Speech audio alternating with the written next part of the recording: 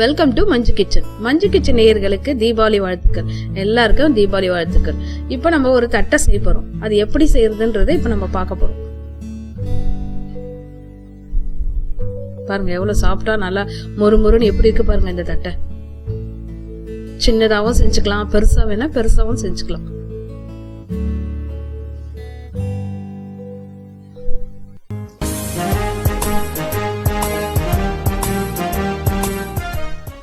இப்போ 2 டம்ளர் மாவு, நான் நல்லா மிஷின்ல அரைச்ச மாவா இருந்தாலும் மிக்சில அரைச்ச மாவா இருந்தாலும் 2 டம்ளர். அந்த 2 டம்ளருக்கு நான் 1 டம்ளர் உடச்சக்கல்லைய நல்லா பவுடர் பண்ணி வச்சிருக்கேன். ஒரு 2 ஸ்பூன் கடலைப்பருப்பு ஊற வச்சு வச்சிருக்கேன்.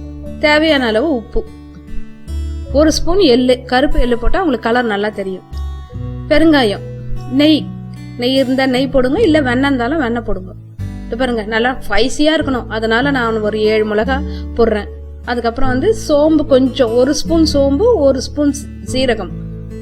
பூண்டு நான் ஒரு 10 பல்லு நல்லா உரிச்சு போடுறேன். உரிக்காம போட்டீங்கன்னா வாய்க்கு வரும், அதனால நான் நல்லா உரிச்சியே போடுறேன். கொஞ்சம் கருவேப்பிலை. இதெல்லாம் நான் நல்லா மிக்சியில பொடி பண்ணிக்க போறேன். இது பாருங்க, முதல்ல நான் என்ன செஞ்சுட்டேன், ஒரு 2 டம்ளருக்கு 1 டம்ளர் உடச்சக்கல்லையே நல்லா பொடி பண்ணி இந்த மாதிரி வச்சுட்டேன். பொட்டுக்கடலையோ உடச்சக்கல்லையோ ஏதோ நல்லா மசிச்சு இந்த மாதிரி மிக்சியில நல்லா பண்ணி போட்டேன். இப்ப பாருங்க, பூண்டு, ஜீரகம் 1 ஸ்பூனு, ஒரு 10 பல்லு போட்டேன். பூண்டு வாசனை நல்லா இருக்கும். சோம்பு சின்ன ஸ்பூன்லயே 1 ஸ்பூன் சோம்பு, ஒரு 6-7 சிகப்பு மிளகாய், கொஞ்சம் கருவேப்பிலை. இதெல்லாம் பாருங்க, இது பாருங்க இந்த மாதிரி நைஸா நான் பொடி பண்ணிக்கிறேன். நல்லா இந்த தட்டை நல்லா ஸ்பைசியா இருக்கும், நல்ல காரஜாரமா இருக்கும். அப்படி உங்களுக்கு தேவையில்லைன்னா கொஞ்சம் காரத்தை கூட கம்மி பண்ணிக்கோங்க. இப்போ 1 ஸ்பூன் எள்ளு, 2 ஸ்பூன் கடலைப்பருப்பு நான் நல்லா தண்ணியில 1 ஹவர் ஊற வச்சு வச்சிருக்கேன். பெருங்காயம் நல்லா தூக்கலாவ போடுங்க, பெருங்காய வாசனை ரொம்ப நல்லா இருக்கும். இப்போ 1 ஸ்பூன் உப்பு, நெய் நல்லா 2 ஸ்பூன், பெரிய ஸ்பூன்ல 2 ஸ்பூன் நெய் போடுங்க. உள்ள சாப்பிட்டாவும் நல்லா மொறுமொறுப்பாவும் வரும் இந்த நெய். இப்ப நம்ம எல்லாத்தையும் நல்லா கலந்துக்க போறோம்.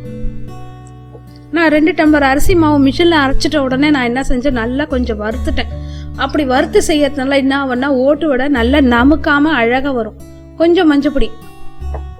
நிறைய பேர் சொல்லுவாங்க, நான் தட்டை செய்யும் போதெல்லாம் எனக்கு நமரா வருது, நல்லா பொறுன்னு வரல, அது ஏன்னு கேட்பாங்க. அதுக்கு என்ன செய்யுங்க, அந்த மாதிரி வருதுன்னு நினைக்கிறவங்க என்ன செய்யுங்க, மாவை கொஞ்சம் நல்லா போட்டு நல்லா வறுத்து எடுத்துங்க. ரொம்பலாம் வறுக்க வேணாம், கொஞ்சம் சூடு பொறுக்க வறுத்தீங்கன்னா அந்த மொறுபொறுப்பு தன்மை வரும் நமக்கு. பாருங்க, தண்ணி போட்டு நல்லா பிசைஞ்சுக்க போறோம். இப்ப நம்ம நீங்க வறுத்துட்டு ஓட்ட வடை செய்யும் போது என்ன ஆகும்னா, உங்களுக்கு நல்ல மொறுமொறுப்பு நல்லா கொடுக்கும். இதான் சின்ன சின்ன டிப்ஸ் எல்லாம் நம்ம தெரிஞ்சுக்கணும். ஒரு தடவை மிஸ்டேக் பண்ணும்போது அடுத்த வாட்டி நமக்கு கரெக்டா வந்துடும். இந்த டிப்ஸ் எல்லாம் நம்ம தெரிஞ்சுக்கிட்டோம்னா.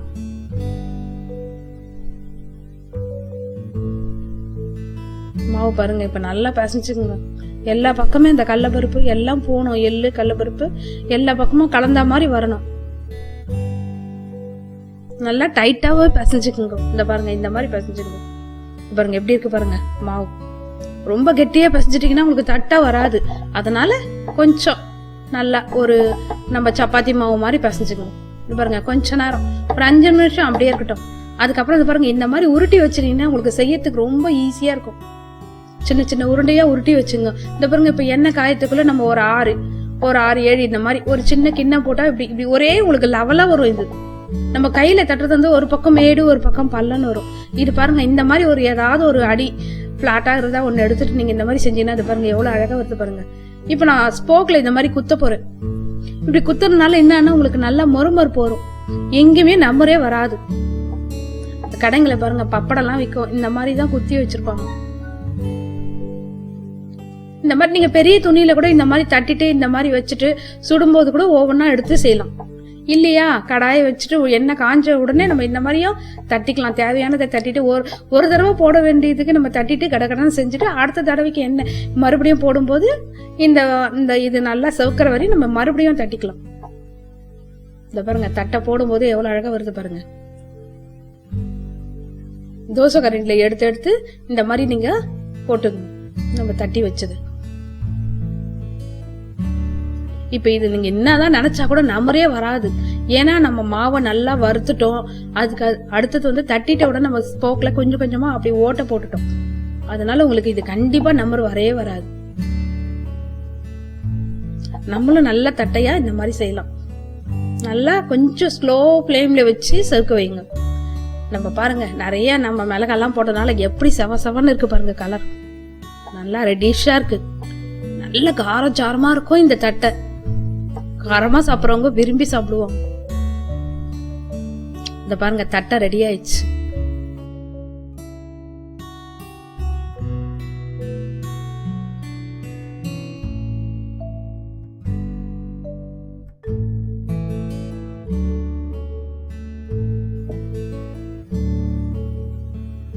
பாருங்க பெரிய சைஸ் எப்படி உடைய போகுது பாருங்க. இந்த பாருங்க பெரிய சைஸும் நல்லா சாஃப்டாவா இருக்கும். அதே நேரத்துல மொறுமொறுன்னு இருக்கும். இந்த பாருங்க நம்ம சின்ன சின்னதா போட்டோம். இதுவும் எவ்வளவு மொறுமொறுன்னு இருக்கு பாருங்க. தேங்க்யூ.